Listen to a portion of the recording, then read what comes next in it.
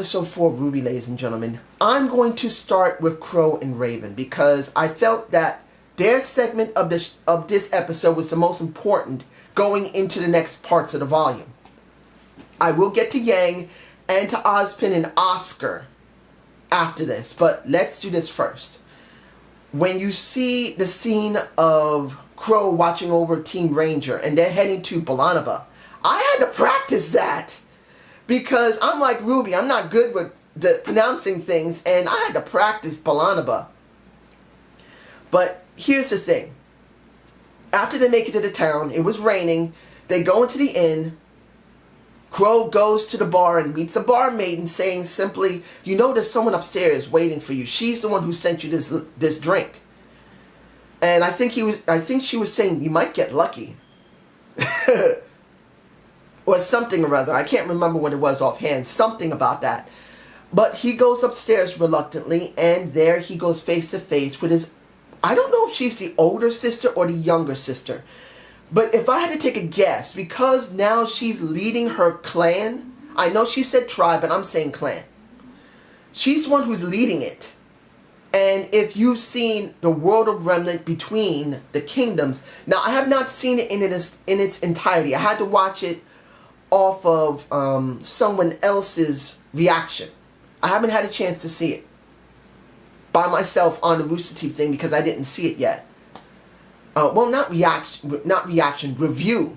More of reviewing it than reacting to it. I'm sorry.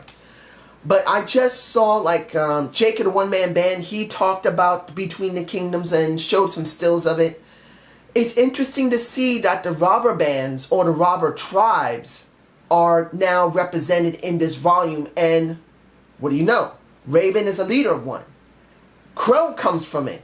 And as I said in episode 2, I do believe that, how can I describe this? When it comes to possibly Ren, I don't know about Nora, but I think it's Ren who might be part of that tribe. I do believe that. I said Nora and Ren, but it's a possibility that it could just be Ren and Nora knows about it. I don't think she's part of the tribe directly. If I'm wrong, then I'm wrong and both of them are part of it. And I know a lot of people said, no, they were in a town that got destroyed by those guys. I don't think so. The reaction of them was not of someone who's angry that the same guys were there where they destroyed their home. The look at each other was that we know these people. They're our tribe. Or they're your tribe, Ren. So that's how I'm feeling. I think it's Ren's tribe and possibly Nora's, but it's still a question. But anyway, we got a lot of information in this little conversation between them. We now know, and I had thought about this before, did Raven know anything about it because she was part of Team Stark? Ozpin chose Team Stark as the one to do his work for him. So that's the reason why I believe Summer Rose went bye-bye and Raven went bye-bye. And that's the reason why he always went to Crow, because he hadn't done anything with Tai Long. Tai Long probably didn't want anything to do with it because he had to take care of Yang and he had to take care of basically Rwby. I truly believe the reason that he doesn't know anything is because he was taking care of the kids. That's Tai Long's position. But Raven knew about Salem. She knew about the relics. She knew that Vale was going to crash. She knew that Ozpin was going to fail. And she wanted to know if the artifact or the relic has been found by Salem. And she was really demanding it. The look on her face. At first I thought it might just be anger or hatred. But I think it's almost to the point of desperation with her. Because she knows what's coming. She knows what's happening. That's the reason why she made sure her clan, as I said, I'm not going to call it a tribe, her clan was protected, doing whatever it needs to protect itself. And basically when it came to Crow, he didn't tell her. But he knew that she has to know something about the Southern Maiden. And that made me think about before, when I was watching Volume 3. I thought what was going on with Raven, I think the reason Raven wasn't there was because she was protecting the maidens. Because the Fall Maiden failed. She got caught and then she got her powers taken from her. So I have a feeling that Crow was in charge of watching the Summer Maiden, no, the Fall Maiden, and a possibility that Raven was supposed to watch the Fall Maiden, no, not the Fall Maiden, the Spring Maiden. But she didn't ever report back. She went to her tribe, her clan, and decided to become a leader, and probably is still watching over the Spring Maiden as well. I think there are two other people who know where the Winter Maiden and the Summer Maiden are. There has to be someone who knows. But it's an entire conversation, and she starts it with family. That actually got me angry, because when Crow said, and I'm so glad he said it, he said, you care about family, you want to catch up with us. What about your daughter? Why don't you say something about your daughter? And she got angry that he even said anything about Yang. And he said, that's your freaking daughter. If you care about me, why don't you care about her? And she said, I did. I saved her. And he said, pretty much once. That's your freaking rule. That comes from our freaking clan. This is one of the reasons why I hate your ass. That's what I was feeling when I looked at this scene, before they went to Ozpin, before they went to trying to find out about the maidens, and if the relic was in the hands of Salem. He pretty much said, you're a pain in the ass. I can't stand your ass. That's why I don't go near you or our family. I can't stand it. Cutthroats and killers. I don't want nothing to do with it. He was very politically correct with his sister. Not that he was afraid that she would kill him, but I think he still has at least enough decency not to say it the way I said it. That you're nothing but a piece of shit, and so is our clan. But that could also mean what it is. He does not like the clan he came from. He does not like it that his sister's a part of it. And instead of working with him to try and save Remnant, the only thing she's doing is just saving her family and letting everything go to hell. Eventually, she gets up, she leaves and does the same thing she did with Yang, go through some type of teleportation or some type of rift that travels her from one place to another with from her sword. And scared the hell out of the, the barmaid. That was a very profound moment. Not scaring the barmaid, but knowing that you don't just have Salem, the bad guys. You don't just have the good guys and the hunters and huntresses. You have the ones in between. That's what I think the world of Remnant between the kingdoms is kind of covering. We really don't know how many different groups out there that are against one another, that are not working together. The clan that Raven's from is a question mark.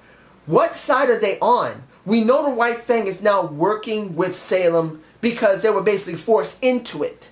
But who knows how long it will be before Adam Torres decides to break away from her and try to go off on his own, by himself, and see what happens. We don't know. There's a possible 4 different groups. You got the ones that are from Vale, Minstrel, Atlas, and Vacchio. You got the basically Salem side. Then you got the clans, and then you got the White Fang. And there's no guarantee how long the White Fang is going to work with Salem. Now, let's move on to Oscar. In the very opening of episode 1, we saw Oscar. We didn't know who the hell he was, what the hell he was, how the hell he was. Now, I believe it was Murderbird that said, Murder Bird, if I'm pronouncing his name right. I'm sorry, dude, if I'm pronouncing your name wrong, I'm sorry. I'm bad with names. But I do like your YouTube channel, you do great reactions. But Murderbird, he watched it, and he thought that this kid could be holding the new vessel for Ozpin's soul or spirit. And guess what? We get a scene of him going in front of a mirror saying hello, and then, hello, my name is Professor Ozpin, and scares the living screw out of the guy. Well, kid. Then we hear Oscar's mother saying, hey, don't damage any of the tools. This is a question. Why was Ozpin's consciousness or spirit or soul transferred into this kid? Now, is this the past? Is this the current present? My guess is it's the current present. But the question is, why was he transferred into him? There's only one thing I can think of, and that's reincarnation. So it's a possibility a long time ago, Ozpin kind of created himself. No, not reincarnation. Cloning. I know this is kind of a far-fetched thing. This kid could be a fully grown Ozpin. So it's a possibility this kid could be a clone of Ozpin, or maybe a relative of Ozpin, and Ozpin's powers transfer from one relative to another when he dies. It's kind of hard to describe what you think at this moment, because there's going to be a lot of questions flying around. Why did Oscar get the power? Why did Oscar, and I'm sure he's going to get some power from Ozpin, why did Ozpin's consciousness go into the kid? Is this from the past, or is this the current present? And if it is the current present, is this just a new vessel that Ozpin's aura, spirit, went into consciously? Did it do it randomly? Did Ozpin have this as a clone? Could it be a clone? Which I don't think it might be, because I don't think the technology is that advanced, but it's a possibility. You just don't know. Last but not least, the thing that I want to focus on. The Little Summer Dragon. I'm using that for my title. I don't freaking care. People rather hear, this is an episode of Families. This is about the Little Summer Dragon. This is about Yang. We wondered what was going to happen to Yang. And this episode, they expand on her because of what they did to her last volume. They're now focusing on her in this volume. And I'm perfectly fine with it. You got Yang having nightmares of Adam. Seeing two hands, trying to stop Adam with both those hands with her crescent silicas. If I'm pronouncing it right, I've always been bad pronouncing the name of her gauntlets. But she loses her arm again because she realizes she only has one arm. And Adam's grinning at her, pulls his sword out and scares the crap out of her to wake up. She's all flustered. But here's something you now got to see. You didn't see it in the episode before this. Now she has an implant in her right arm. Now, if you don't understand what that means, essentially speaking, this piece of metal that is on her lower part of her arm is the interface for the cybernetic arm. They probably did the surgery on her, and we didn't see it before, but they probably did the surgery on her, so the implant would allow basically any type of prosthetic to work with her arm. There's no way they can just fit it over her and there would be any type of function. The nerve endings had to be connected to something. So it's good to see that she was already prepared ahead of time. Someone connected that up, someone wrapped it up and made it work. And you could see her looking at the arm that's laying next to her bed table. Laying on her bed table. She's thinking about the damn thing. You know it's on her mind.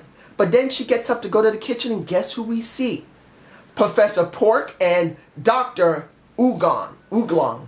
If I pronounce his name wrong. Not Professor, Doctor. Remember, he said in episode 9 of volume 2 that he got his PhD. Don't mess with me, I got a freaking PhD. But in the end, he was there with Professor Pork, which is Peter Pork. Peter Pork. Why did they give him a name named Peter Pork? But anyway, they were talking about Crow in a skirt when he first got there and they tried to trick his ass. That was freaking hilarious. I hope someone does some type of artwork with Crow in a skirt. Not to give him boobs or anything, just to them be in a skirt saying, "Isn't this a kilt?" Oh, that'd be so funny. But anyway, they were talking. She comes in. She sits down on the countertop and they start talking about what's going on with her. Why hasn't she used the arm? She says she's scared. And I don't blame her. You're at battle. If you're a soldier, if this is a soldier who's watching this, who has been in an actual battle, who has been maybe in Afghanistan or Iraq, you know what it's like to be under fire. You know that your nerves are on edge, particularly if you get hurt. You might just have maybe flashbacks, or you know someone who has flashbacks. So it's not surprising she's traumatized because of this. And she's scared. And they're trying to encourage her. And then the scene that I'm sure a lot of people are going to say, he is not a good father. But when you see what happened with Yang and Crow, Yang has grown up in a way that she gets things blunt. Like Crow in episode, what was it, episode 4? When he was with Rwby and with Yang playing a game. And he's talking about seeing some ass from a woman's skirt in town. And Yang couldn't stand it because he was being basically talking about ass. So it shows that Yang grew up in a house that they don't play around with words. And Tai has an argument with her, trying to get her to understand you have to be careful out there. And he says, you must have lost some of your brain cells with your arm. And Pork and Ugon pretty much went, oh. And she looked at him like, you jerk. She took it. She didn't get insulted by it because it's what she grew up with. But when they really came down to it, and Tai Long really acted like he was her father. He said to her, putting his hand on her shoulder, this is your life, your choice. You are Yang Xiaolong, my little sunny dragon. Don't let anything stop you. You can be whatever you want. And when you're ready to basically get retrained, I'm here for you. When you're ready not to be on the sidelines, I will teach you. And that next, well, if you're going to talk about what happened with Rwby, and would probably push Yang to actually start with Tai Long, that little conversation outside, Yang heard it and realized that Dad wants to go look for Rwby. And he wants to make sure I'm taken care of. Why am I still here? I should be out there looking for my sister and getting the guy who took this. So the next day when he was watering some sunflowers, she comes out with the arm on and he said, okay, let's begin. And that's how basically episode ends. We get Yang finally realizing she needs to be who she is. Yang Xiaolong, the true golden dragon. I'm not going to use that name. I am using the little sunny dragon because she's not a full-blown golden dragon yet. I'm seeing the perspective that Yang needs time. She needs time to be retrained and to get past her PTSD. She needs to get past that. And this is the beginnings of her going from a young sunny dragon to a golden dragon. But that's just my point of view. You guys tell me below. I hope you enjoyed this Rwby episode 4, volume 4. Please give me a comment below. I don't know if I'm going to put an intro on this. If I did already put an intro, I hope you guys liked it. But have a good day.